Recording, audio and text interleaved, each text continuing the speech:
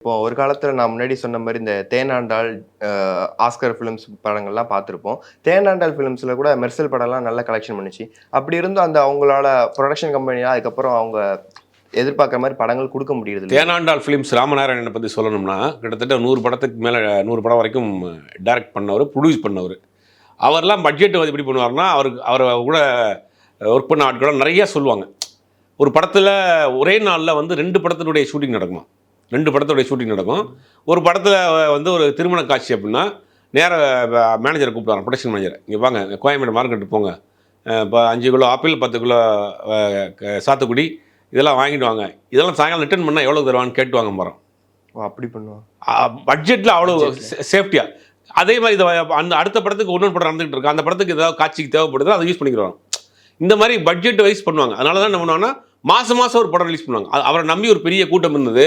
தொடர்ந்து அந்த சினிமா ஆட்களுக்கு வேலை கொடுத்துக்கிட்டே இருந்தார். அவரும் படம் எடுத்துக்கிட்டே இருந்தார், சம்பாரிச்சுக்கிட்டே இருந்தாங்க. ஒரு பிளான் பண்ணி பண்ணாங்க. ஒரு பெரிய பட்ஜெட் மெர்சல் மாதிரியான படங்கள் போகிறப்ப அவங்களுக்கு கையை சுட ஆரம்பிச்சிருச்சு. ஃபினான்ஸ் வாங்கி பண்ணாங்க, படத்தை சொன்ன டேட்டு ரிலீஸ் பண்ண முடியல, போட்ட பட்ஜெட்டை விட ஏறி போச்சுனோடனே அவரும் இறந்துட்டார், ராமநாராயணன் இறந்துட்டாருங்கிறதுனால அடுத்து அவங்க தொடர்ந்து படம் பண்ண முடியாமல் அப்படியே போச்சு. இடையில தனுஷை வச்சு படம் பண்ணுறதாக ஒரு பிளான் பண்ணாங்க. அதுக்கப்புறம் சுந்தர்சியை வச்சு ஒரு பெரிய பட்ஜெட்டில் ஒரு படம் பண்ணாங்க. அதெல்லாம் சரியாக டேக் ஆஃப் ஆகாமல் ஃபினான்ஷியலாக பல சிக்கல் வந்து அப்படியே அவங்களும் ஹோல்டில் போட்டாங்க. பல கம்பெனி சொல்லலாம் அந்த மாதிரி.